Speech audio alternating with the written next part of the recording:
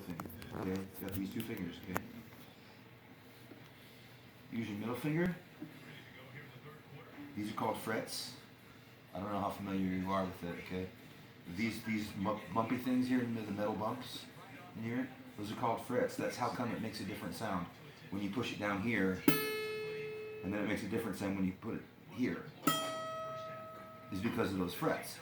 Okay, they already figured out where the sound is going to be best, and they put a fret there so that you know where the sound's going to be best. Okay. Okay. All right. Do you put your finger on top of the fret?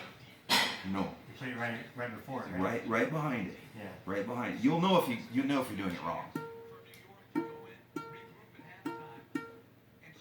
And you'll know if you're doing it right. Yeah. I don't want to tell them this. There's a difference. So, this is the first fret right here. This is the second fret right here. Okay. Here's your third fret right here. Okay. Now you know the neck. Okay. You know everything you need to know about the neck. These dots, later for that. Just later for that. Okay. But for right now, you got your first fret, your second fret, your third fret. Okay. All right. So that's the neck. Now the strings. The strings are real skinny, or they're real fat, right? Notice that these two they sound the same, right? But one of them's real skinny, so it's higher. The other one's real fat, so it's lower. All right? Dig? Okay.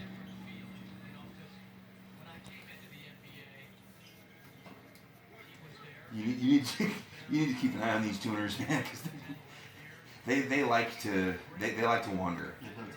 Yeah, they're not solid. No grip to them. You know, they like you tune them, but they don't really.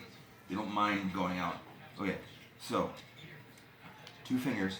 Okay, and from the skinny one to the fat one. Okay, that's 6 strings.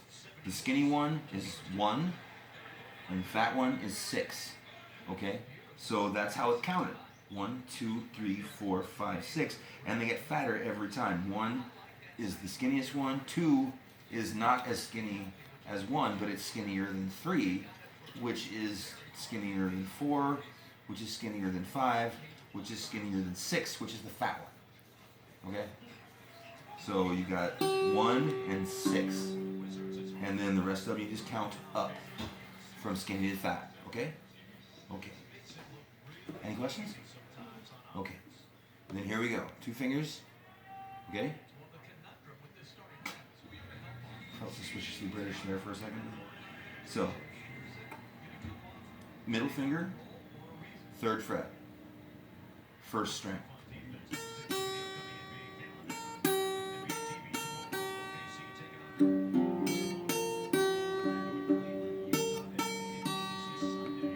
You can make music like that. I promise you. That's why I'm showing you this. It's a trick. I'm not going to teach you any song.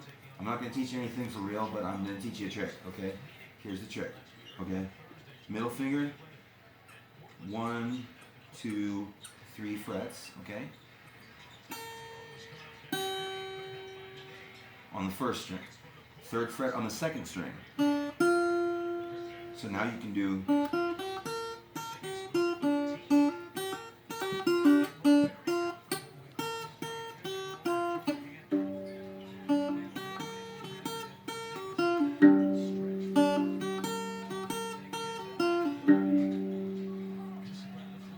finger, first 2 strings, 3rd fret.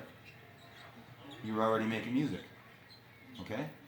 Now, from there, I've already showed you what to do on string 1 and string 2. Okay, what's the next string up?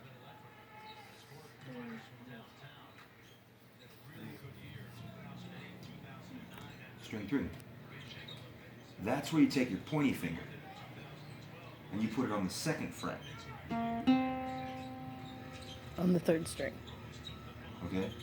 3rd string, but 2nd fret.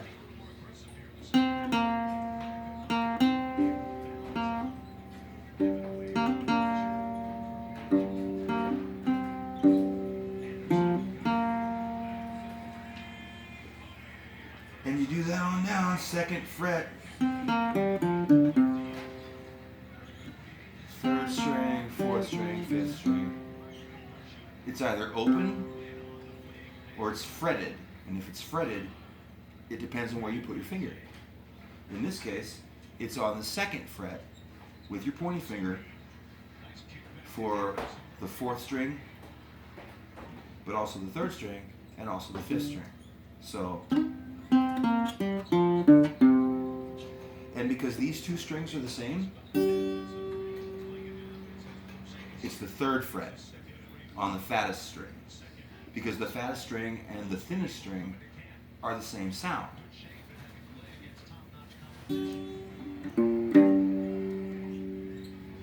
Okay? Okay.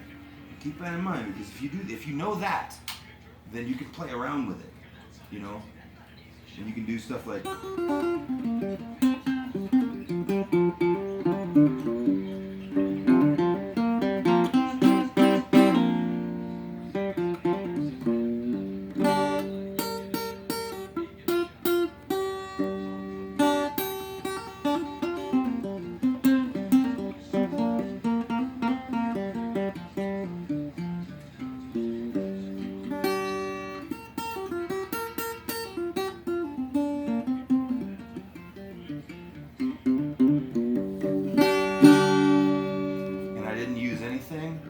but those two frets and these two fingers and those six strings.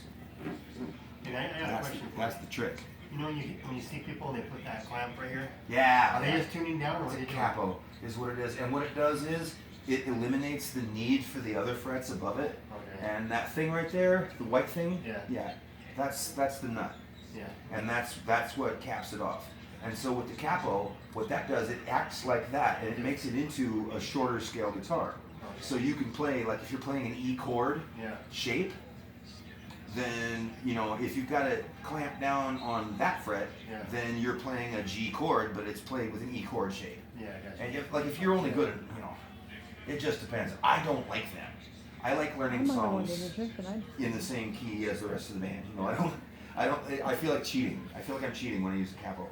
But, I was wondering what that was. I thought maybe they were playing, like, I don't know, always hear people that, you know, they tune down their music so they can sing a certain way or something. Yeah, a lot of metal bands do that. You know, Pantera, for example, Yeah. would tune way down, and they would sound evil because of it. But it was a good sound, you know. Yeah. Oh, I love that. So, once again, I'm just going to do it one more time. Just keep it in mind. These two fingers, third fret, open, third fret, open, first and second string. Third, fourth, and fifth string, second fret, open. With this finger. And because these two strings are the same, third fret,